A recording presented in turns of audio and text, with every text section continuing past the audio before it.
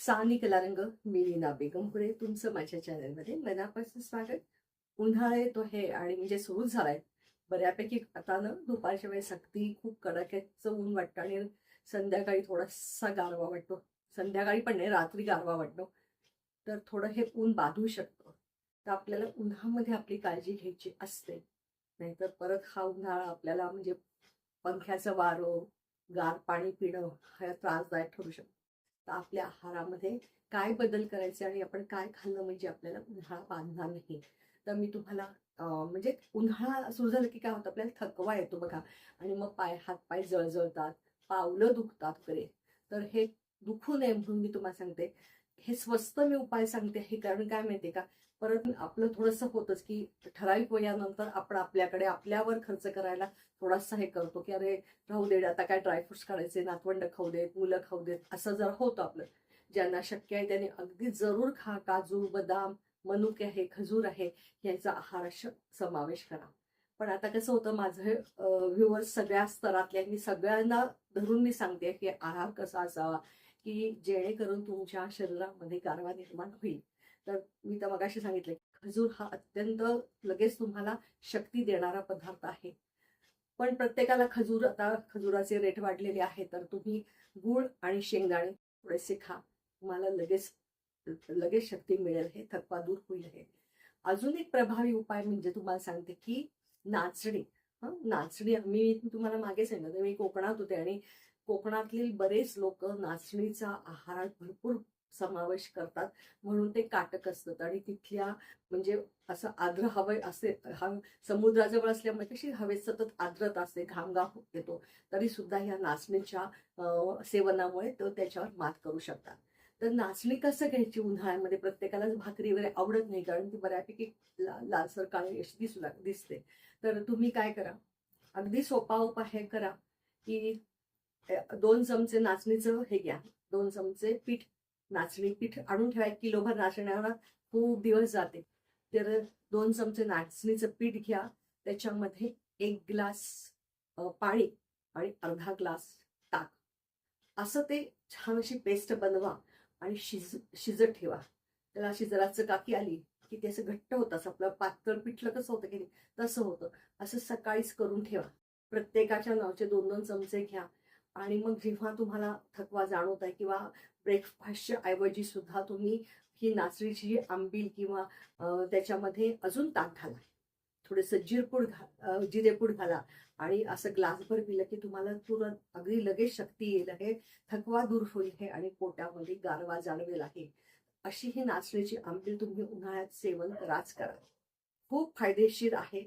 आणि त्याचबरोबर तुम्हाला मी सांगितलं की ताक, तर उन्हाळ्यामध्ये तुम्ही घरामध्ये दही लावा, रोजचं ताजं दही लावा, त्याचं ताक करा. त्या ताकाने सुद्धा तुम्हाला खूप तुमच्या शरीरात जी उष्णता निर्माण झालेली असते ती दूर होते. तसंच ज्यांना शक्य आहे त्यांना खूपच उष्णता वाटते की आपल्याला हातपाय जळजळ होत आहेत, युरिनच्या जागी जळजळ, त्यांनी रात्री 1 चमचा धणे पावडर, 1 चमचा जिरे पावडर किंवा अख्खे जरी घातले, ग्लासभर पाण्यामध्ये रात्रभर ठेवा, सकाळी ते पाणी प्या. धण्याच्या पाण्याने सुद्धा उष्णता कमी होते.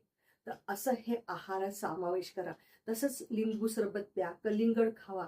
जे जे रसयुक्त फळं असतात, संत्र वगैरे, अशा फळांचा आहार समावेश करा की जेणेकरून तुम्हाला औषध घ्यायला लागणार नाही. अजून एक तुम्हाला सांगते की साळीच्या लाह्या, सगळ्यांना माहिती आहे की आपण लक्ष्मीपूजनला त्याचा नैवेद्य दाखवतो, आणि आपल्या पूर्वजांनी खरंच खूप सांगितलंय प्रत्येक गोष्टीला कसं महत्व द्यायचं. तर उन्हाळ्यामध्ये स्पेशली मी म्हणजे उन्हाळ्यामध्ये या साळीच्या लाह्या, त्याच्यामध्ये ताक घाला, आणि त्या ताक आणि थोडंसं मीठ घाला, आणि ह्या साळीच्या लाह्या ताक खा. एकतर चवीलाही खूप छान लागतात, आणि ताकद, आणि याच्या लाह्या पचायला हलक्या असतात आणि पोटाला गारवा देतात, शरीरातली उष्णता कमी होते. तसंच ज्यांची जाडी वाढते, सतत जाडी वाढते, बऱ्याच जणांची असतात की आमची जाडी वाढते त्याच्यावर सांगा ना, तर ह्या साळीच्या लाह्या, मी तुम्हाला हे चित्र दाखवते, असं ह्या साळीच्या लाह्या तुम्ही अर्धी वाटी घ्या, त्याच्यामध्ये ताक घाला, मीठ घाला, जिरेपूड शक्य असेल तर पण शक्यतो तुम्ही ना नुसत्या लाह्या आणि ताक हे करून बघा, साखर घालू नका, थोडंसं किंचित सेंधव मीठ घाला आणि तसं रोज खा. खूप तुम्हाला यांनी ताकद मिळेल, पचनशक्ती सुधारेल, पोटात गारवा मिळेल हे, असे हे छान सोपे घरगुती उपाय करा की जेणेकरून तुम्हाला उन्हाळा सुसह्य होईल आहे. कारण मग नंतर काय होतं, आपण थकल्यासारखं होतं, काहीच करायची इच्छा होत नाही, हातपाय दुखतात, गळल्यासारखं होतं, घाम येतो. तर शक्यतो तुम्ही पाण्याचा पण इंटेक जास्त, पाणीसुद्धा दिवसात गार पाणी, अगदी फ्रीजमधलं प्यायचं नाही, माठातलं गार पाणी प्या, जेणेकरून तुम्हाला हा उन्हाळा अगदी छान आल्हाददायी जाऊ शकेल. आणि शक्यतो उन्हाचं बाहेर जायचं टाळायचं.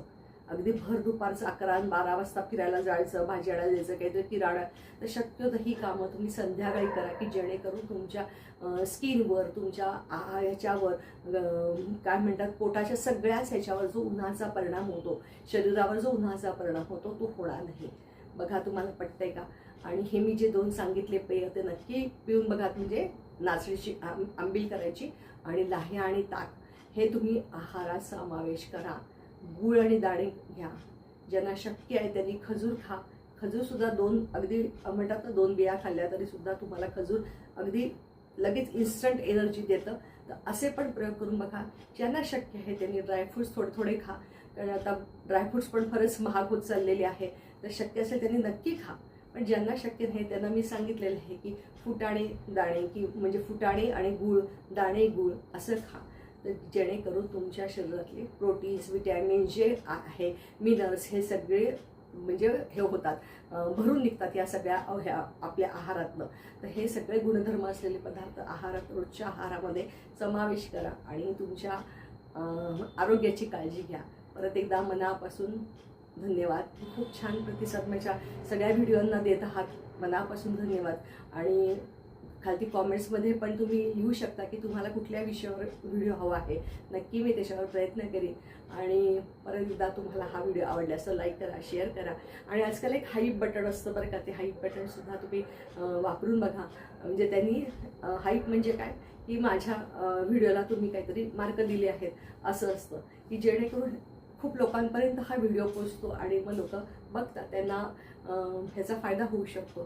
तर असा हा माझा छोटासा व्हिडिओ आहे. स्किप न करता बघा. म्हणजे काय होतं, परत तोच प्रश्न विचारला जातो. परत एकदा मनापासून धन्यवाद.